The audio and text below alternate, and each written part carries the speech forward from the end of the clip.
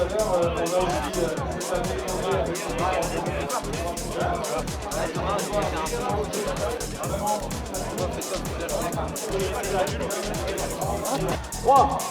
2, 1, go, c'est parti, que le meilleur gagne. Bon vent, messieurs les champions.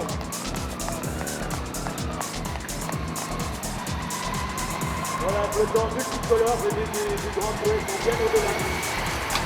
Avec les places de la grosse alliance, et sur l'arrière, Joanne Lebon, 2 victoires à transmettre. De faire le point sur la tête de course, puisqu'a priori il y a une échappée qui compterait une trentaine de secondes. On va pouvoir retrouver les images du direct dès à présent avec cette échappée que vous voyez à l'avant à 62 km de l'arrivée maintenant. On s'approche petit à petit bien sûr de l'entrée sur le circuit final, alors que l'on aperçoit la tête de course désormais actuellement avec toujours nos 4 coureurs locminois donc dans cette échappée, avec ici la présence, vous le voyez tout simplement, avec Lucas Bourgoigne, l'américain de la formation locminoise. Alors que là on appelle la voiture du côté de Joanne Lebon. Ah, c'est Joanne Lebon que j'ai pas cité, voilà.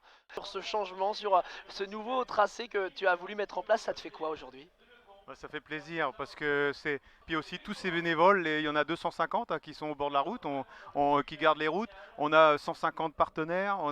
Donc c'est une grosse machine à mettre en route. Et quand ça se passe comme ça, c'est quand même hyper positif.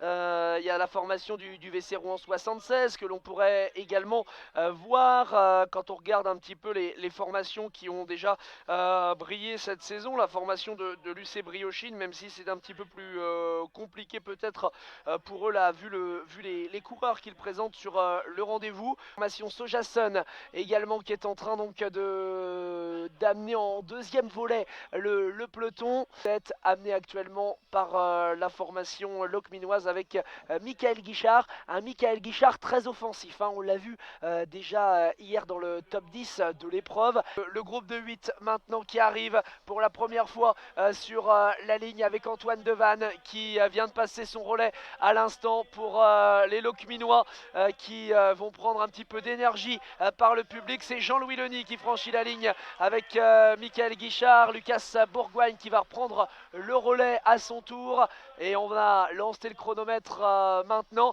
C'est en train de revenir, le duo est en train de revenir. Regardez l'écart maintenant qui serait d'une petite trentaine de secondes.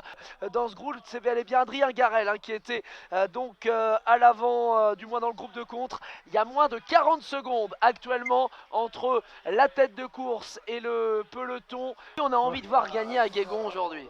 Je pense qu'on souhaite que ça soit un local avec l'équipe WB Fibolia. Qui nous a, en tout cas, les échanges qu'on a pu avoir avec eux tout au long de la semaine ont montré leur motivation. Ils ont à cœur de gagner. C'est une des courses sur lesquelles ils n'arrivent pas à conclure depuis quelques années maintenant. Donc ils l'ont coché et on espère que ça va être un des coureurs de cette équipe qui gagne aujourd'hui. On l'espère pour eux en tout cas. Là on a lancé la fusée des Fibs, le WB Fibolia Morbihan qui emmène bien entendu ici avec la présence de Michael Guichard. Premiers éléments du peloton mené par les WB Fibolia Morbihan qui approchent presque de la minute. En tout cas ce qui est sûr c'est qu'à Guégon généralement on a des beaux vainqueurs. Le dernier en date c'est un certain Jason Tesson. Je pense qu'il est inutile de vous rappeler où il est aujourd'hui et le parcours qu'il a eu après sa victoire ici à Guégon. C'est pour vous dire la qualité des coureurs qui s'imposent généralement ici sur ces boucles guégonnaises. Allez, on attend maintenant avec impatience de nouvelles informations. 5 km de l'arrivée, peloton toujours groupé. On va rester sur le final avec tout simplement l'arrivée dans quelques instants. Le final, le dénouement de cette 35e édition des boucles guégonnaises. Et c'est parti très vite avec la formation WB Fibolia Morbihan, mais avec la formation d'Inanez. Et la superbe victoire d'Inanez et la victoire de Clément Aleno, si je ne m'abuse.